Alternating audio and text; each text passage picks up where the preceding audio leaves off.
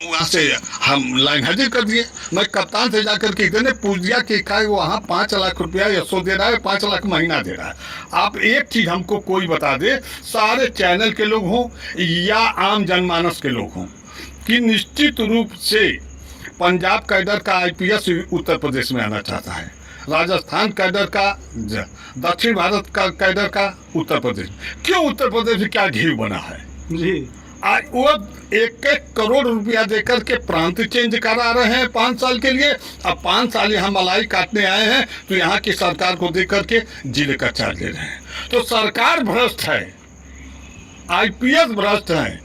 सिपाही दरोगा की क्या औकात है, सरकार टाइट हो जाए और आईपीएस टाइट हो जाए, उस दिन 1 पैसे की वसूली मैं चैलेंज देता हूं कि नहीं होगी, लेकिन वसूली कराई जाती है इसलिए कि महीना पैसा बढ़ा हुआ आईपीएसओ को जाता है, आईपीएसओ द्वारा सरकार को जाता है, समस्त संबंधित अधिकारियों को जाता है। और ये जो वहाँ की कार्रवाई की जा रही है केवल सिपाही दरोगा पर, ये बहुत घिनौना कार्य है।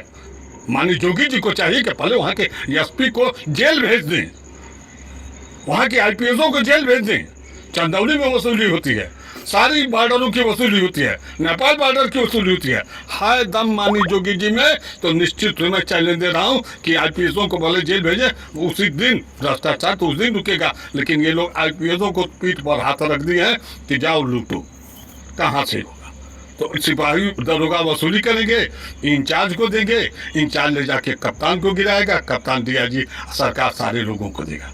ये वहाँ के रवैया है। वहाँ से आप जो सुन रहे हैं लोग कि सिपाही गए जेल, तो सिपाही तो बलि का बकरा है, मच्छर है, मच्छर की तरह जो चाहे वो मसल दे।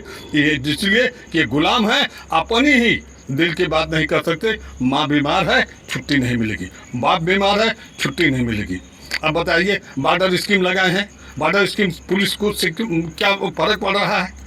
हम बलिया में पोस्ट है, गाजीपुर के रहने वाले हैं, तो बलिया में हम जानते हैं कि अपराधी कौन है, तो मेरी भी धमकी चलेगी, मैं भी टाइट हूँ, मैं डर के नहीं नौकरी करूँगा। लेकिन ये हम भेज देंगे इटावा, हम वहाँ जाके क्या करेंगे, वहाँ की भाषा ही नहीं समझ पाएंगे। पहले तो इटावा का आएगा तो मेरे यहाँ की भाषा नहीं समझ पाएगा। ये सरकार की रवैया है, सरकार इस पर नहीं। अभी देखिए, सरकार 5-5 पेंशन ले रही है, अब लोग कर्मचारी एक भी पेंशन नहीं पा रहे हैं। चलिए आप सूर्य पालन के संबंध में आइए। एक मिनट सर, दरोगा जी ये बताइए कि वहाँ के जो दरोगा जी निलंबित हुए हैं, अब क्या होगा? बता रहे हैं लोग कि अब 20 पुलिसकर्मी और दरोगा जी और आईपीएस और ये लोग जो पकड़े हैं रात को छापा मार के, तो इन लोगों को क्या होगा दरोगा लोग? मैं भी ये पूछ रहा हूँ कि जितने लोग गिरफ्तारी करने आईपीएस जा रहे हैं, डीआईजी आईजी जा रहे हैं, किसी आईपीएस के भी बंगले पर इन लोगों ने दबिश दिया है अब तक? किसी पीपीएस के यहाँ भी दबिश दी है अब तक? कब तक का भ्रष्ट सिपाही से दरोगा? कोई सरकार ने कभी ऐसा अभियान चलाया जो आईपीएसओ के यहाँ दबिश हो? कौन जाएगा चेक करने? कौन जाएगा? उनके यहाँ ऐसा विभाग कायम करें जो आईपीएसओ की गिरफ्तारी हो। सीबीसीआईडी सीबीआई सारी विभाग बना है, तो है विभाग क्यों नहीं बना है? लेकिन उनके यहाँ अब तक किसी ने सुना हो तो हमको बता दे कि आईपीएस पकड़ा गया। आईपीएस रिश्वत कहाँ से लेते हैं? ये सो लोग बंद लिफाफा करके 1-1 लाख 2-2 लाख 5-5 लाख डालेंगे, कुर्सी पर हम चार्ज पे बैठे रहें, इसलिए कि 1700 थाने हैं और इस समय 7000 के ऊपर इंस्पेक्टर केवल हैं और 60% इनको रहना है, 40% सब इंस्पेक्टर को रहना है। तो 60% में अधिक से अधिक 1000 चार्ज पे रहेंगे, 7000 हैं तो 7000 तो चार्ज पे रह पाएंगे नहीं। 1000 अपना प्लेस लगा रहे हैं, पैसा रुपया दे रहे हैं, पैसे की बदौलत चार्ज पे चल रहे हैं, काम की कोई कीमत नहीं है। भ्रष्ट जितना है उसी को पोस्ट कर दिया जा रहा है, इसलिए कि पैसे बगैर तो वो तो निकालेगा पैसा। देखिए आईपीएस आएगा इस प्रांत में तो निकालेगा, उसी तरह पैसे बगैर चार्ज पे तो निकालेगा। जेल जाए सिपाही दरोगा। इतना होने के बाद कुछ सुधार होगा कि नहीं? हाँ, कुछ बता सकते हैं? कभी सुधार तो इसका होना नहीं होगा। ये सिस्टम बन गया है। जब तक हम आप कहीं जाते हैं, अब पैसा दे देते हैं तो हमको संतुष्टि मिल जाती है कि मेरा काम हो जाएगा, हो या ना हो। लेकिन मुझे संतुष्टि मिल जाती है।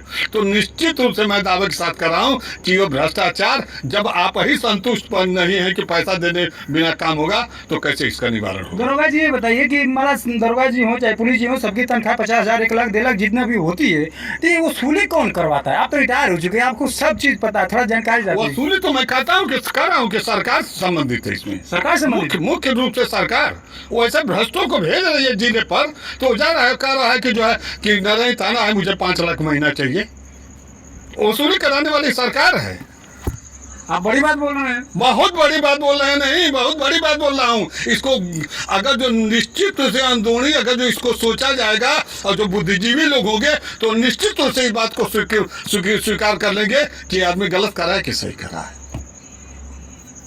इसका मतलब कि दरोगा लोग और चाहे पुलिस वाले बधे हैं, एकदम बधे हैं, एकदम बधे हैं। एकदम बधे हैं। आप बताइए, नारायणी थाना जी कह रहे हैं जी डेली की वसूली अगर 5 लाख है, मान लीजिए लोग कह रहे हैं जैसा, जी तो 2 लाख रुपया वो या 100 लोग जो है कप्तान के नाम पर, सीओ के नाम पर, उनकी पर्सनल हफ्ते में 3 दिन पिकेट उनकी रहती है।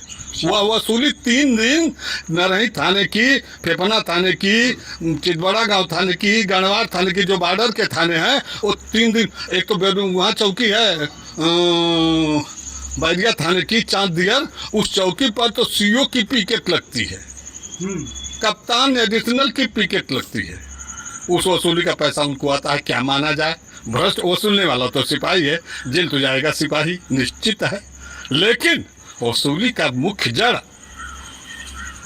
जिले का कप्तान और उत्तर प्रदेश सरकार कहीं न कहीं से है, इसमें कोई लेकिन नहीं है। इसको कोई कहता है तो हम नहीं मानते, इसलिए कि मैं भी 41 साल इससे सेवा करके नेपाल बॉर्डर भी आया